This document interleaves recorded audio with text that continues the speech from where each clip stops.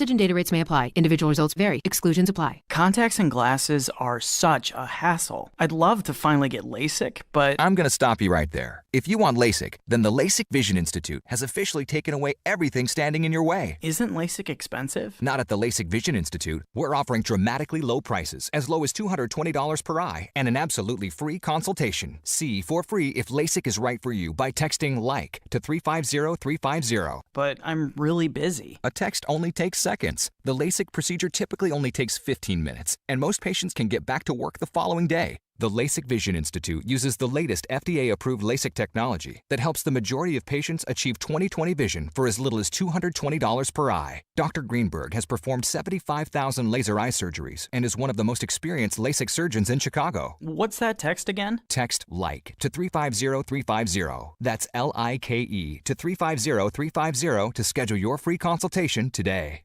It's open enrollment season, and MediShare is a Christian healthcare sharing ministry that saves most families about $500 a month. Google MediShare and see if it is a fit for you.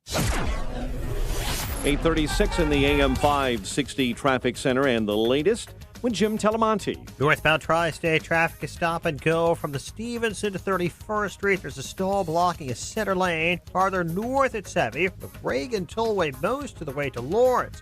Eastbound Reagan Tollway delays continue. Farnsworth to Deal and Naperville Road to Ackley.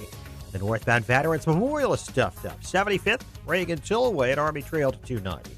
The Edens runs 21 minutes like Cook to Montrose outbound 25. Kennedy 42 minutes O'Hare to downtown outbound 31. Eisenhower 54 minutes 390 to downtown 40 from Manhunt outbound 43 minutes to 390. Stevenson, an hour and 4 minutes, 3:55 to the drive, outbound 40 minutes. The Ryan, 36 minutes, 95th to downtown. That's traffic. I am Jim Telemonte on AM 560, The Answer. Chicago's Morning Answer continues next. In our 1 hour heating and air conditioning weather center, clouds and sunshine, a high near 40. Clear to partly cloudy and 16 overnight. Currently 33. Next news coming up at 9. Chicago's Morning Answer with Dan and Amy continues next on AM 560, The Answer. Listen to AM 560, The Answer, online at 560theanswer.com, on the AM 560 mobile app, on your Alexa-powered smart speaker, on TuneIn, iHeart, and radio.com. When you've got questions, he always has an answer. It's Sean Hannity, this afternoon at 2 on AM 560, The Answer. Senate Majority Leader Mitch McConnell took to the well of the Senate yesterday to express his dismay at the reaction from Democrats to the strike that took out Iranian terrorist General Soleimani. Mitch McConnell. We should welcome his death and its complication of Tehran's terrorism industrial complex. But we must remain vigilant and soberly prepare for even further aggression. Now, it is completely appropriate this decision would generate interest and questions from this body. We can and we should learn more about the intelligence and thinking that led to this operation and the plan to defend American personnel and interests in the wake of it. Yeah, and importantly, there's going to be a briefing tomorrow by senior leadership. The Gang of Eight is actually meeting today in D.C. Well, but a full Senate briefing by important cabinet secretaries like Esper and Pompeo on the attack that took out Soleimani. In this toxic political environment, some of our colleagues rushed to blame our own government before even knowing the facts, rushed to split hairs about intelligence before being briefed on it, and rushed to downplay Soleimani's evil while presenting our own president as the villain. And Mitch McConnell went on to say on the Senate floor that even some Obama administration officials agree with the Soleimani attack. Well, here's what one expert had to say about it. Legal. Yeah. Jay Johnson, President Obama's own former Pentagon General Counsel and Secretary of Homeland Security. Here's what he said.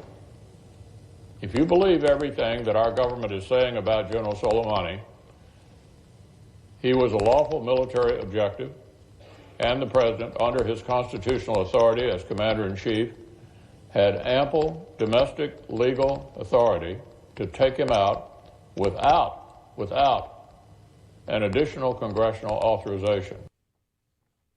Yeah, that's an important statement from considering the source, again, Obama's Homeland Security Secretary. For more on this topic, we're pleased to be joined by Christopher Neiweem. He is an Iraq war vet, writer, consultant, business owner that advocates for various government reform policies, and founder of American Veterans Policy Network. Christopher, thanks so much for joining us. Appreciate it.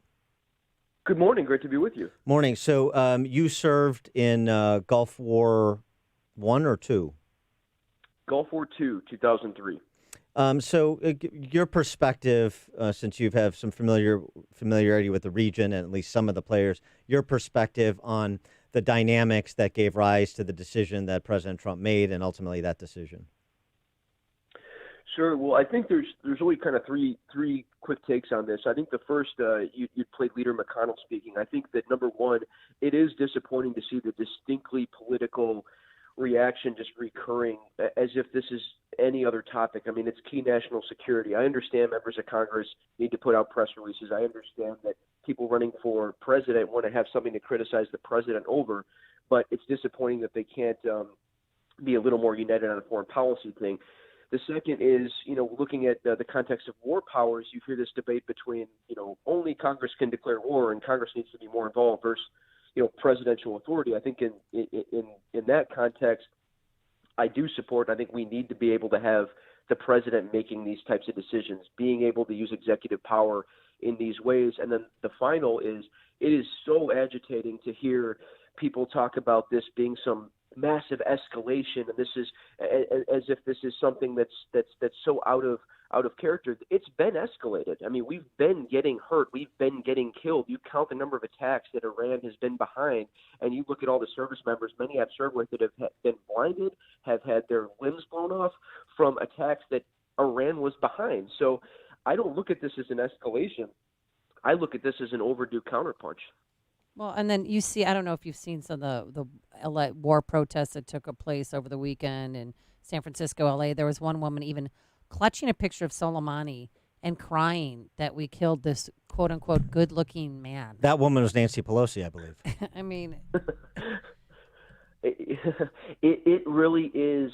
Some of that is to be expected. I mean, you notice the Hollywood elite has just been so unbelievably just destroyed under the era of Trump in terms of their credibility, and they're still at it. I mean, they really don't live in reality, and in some ways it's to be expected. But when you come to this extreme, it's you kind of wonder where it ends. But I do think that President Trump is trying this hybrid foreign policy. I think it's our best bet. I mean, we have to probably admit, I don't think there's an easy answer to the Middle East. I mean, going back to Lawrence and Arabia and the past, I mean, the power struggles in the Middle East are very deep. They're old. It's complicated. There's no easy answer. But I think this hybrid foreign policy of trying to really disrupt and eliminate leadership and leaning on our allies to do more is really our best bet, so that we can have some sort of results or some sort of outcome there that's beneficial to us, but without getting caught into a protracted conflict for decades and decades. Do you give any quarter to the criticism coming from people like Tucker Carlson that, number one, we should be more skeptical of the deep state? This is the same deep state that arguably was orchestrating a fifth column action against candidate Trump and now President Trump. And number two, we should be skeptical of the institutional military industrial complex, without channeling Ike here, that exists in Washington, D.C. from some on the left as well as neocons on the right. Well, I think I was kind of surprised to his reaction about the strike overall. I think he's right about us being skeptical of the military-industrial complex. I mean, President Eisenhower talked about this. I haven't seen a president really do that before President Trump. I mean, I don't think he really has any sort of vested financial interest or some of those, perceived conflicts of interest you could say about, Bush era type things. But I also think that, Tucker is a little flippant. I mean, looking at all of these different foreign policy conflicts over the last couple of years, even sort of like political conflicts or discussing Russia or perceived collusion during the election, it's kind of flippant. I mean, I think that the Middle East needs a much, much deeper dive. And as you notice, people tend to have their biases strengthened by this. I mean, if you're sort of, liberal person, you're looking at this and you're like, well, you have a strong reaction versus, more conservatives, they're going to fall back on those old ideas. But I think President Trump's foreign policy has been refreshing to the extent that it is a little unpredictable. And I think it's our best option with where we are and what's been, it's been frustrating in the Middle East, hasn't it? From the perspective of somebody who served on the ground in Gulf War II, how do you react to the arguments of some non-interventionists, forget sort of the sympathizers, the anti-American sympathizers, but the non-interventionists who didn't serve and who say, we've wasted time, treasure, and American lives in places like Iraq on faulty premises in the case of Gulf War II, and it's not worth it to be there. We should not only shouldn't we have gone, there was no benefit to having deployed troops there and having expended the time, treasure, and American lives that we expended. How do you react to statements like that?